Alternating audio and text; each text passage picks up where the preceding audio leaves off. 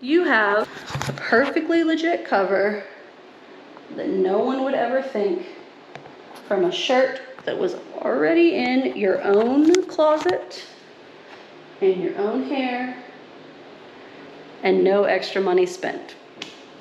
Hi, and welcome back to Wrap It Up Wednesdays on Adventures with Piccadilly. Today, I'm going to be showing you some tricks for how to get started with wrapping when you have no wrapping supplies. I'm gonna let you in on a little secret. You actually probably already have some wrapping supplies at your house, but I'm gonna show you some tricks for if you have none of the things that we usually use to wrap. So, to get started, anytime you're thinking about designing a wrap or putting a wrap on, you kind of have three considerations. The first one is the actual wrap or cover that you're going to use to cover your hair. The second one is how you're going to get the shape underneath the wrapper into something you like. And then the third is how you're going to get everything to stay in place. I'm going to take these on backwards. So, first thing, with how to get it to stay on. I will say that if you're going to invest any money at all as a beginner wrapper, this is probably the place where you want to focus on, at least for one thing, and get one of these velvet headbands. They are fantastic for holding your wraps in place, and they can be got extremely reasonably at sites like Rapunzel or even on Amazon. You just need to search for a velvet headband.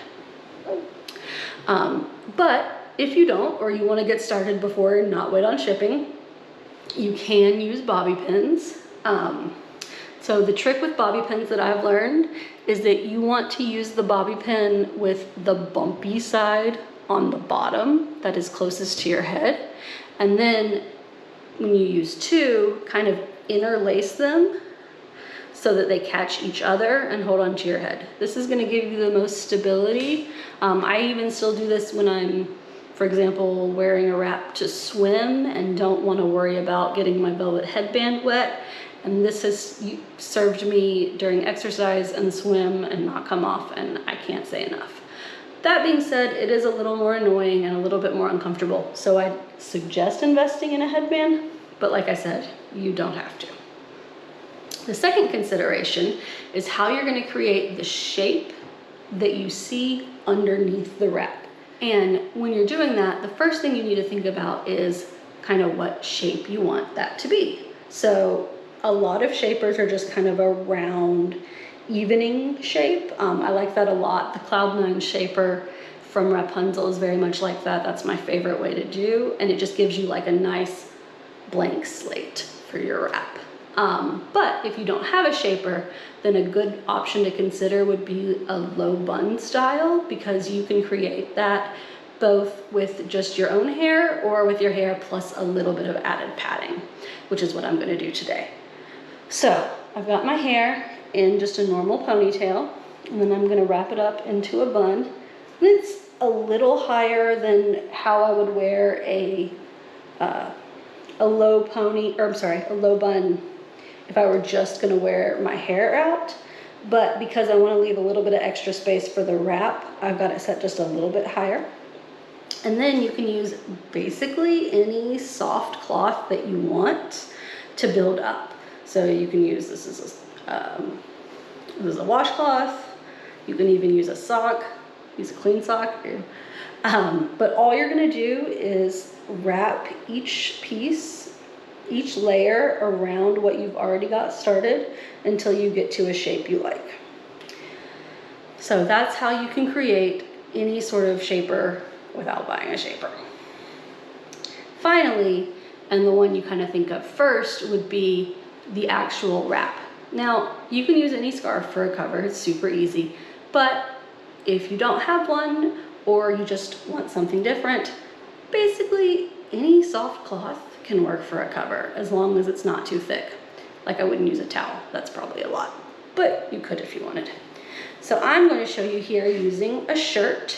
Now, I like this shirt because it has a little bit of piping on the edge, but you don't have to have that. Anything will do. You just start with, I like to start with what the biggest edge is. So it's usually the circumference around the bottom. and then flip it around and line up the seam with either the top of your headband or shaper, or if you're not wearing one, just wherever you want it to lay. Bring it down, and I'm gonna pay attention to how I gather everything kind of at the nape of my neck. Bringing these together, I'm just gonna twirl. So taking the whole shirt all together and holding this edge so the front end doesn't slip out too much. Twirl, twirl, twirl to get it started.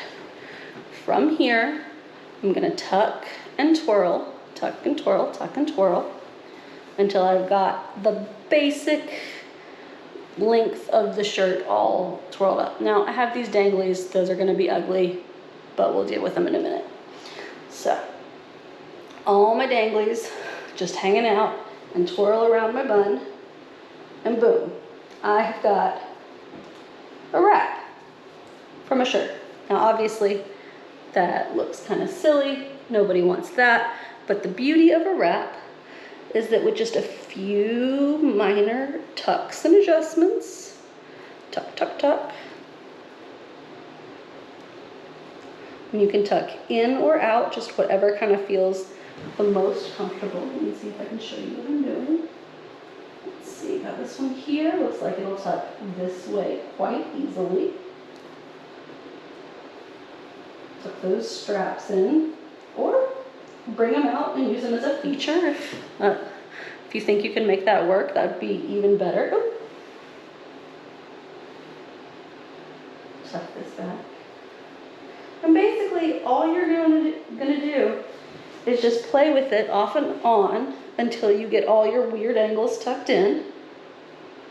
And boom, you have a perfectly legit cover that no one would ever think from a shirt that was already in your own closet, in your own hair, and no extra money spent. Enjoy. I hope you like this series. If you do, give me a shout out in the comments below. Make any suggestions for tips you would like to see or try, and we'll keep it going. Thanks.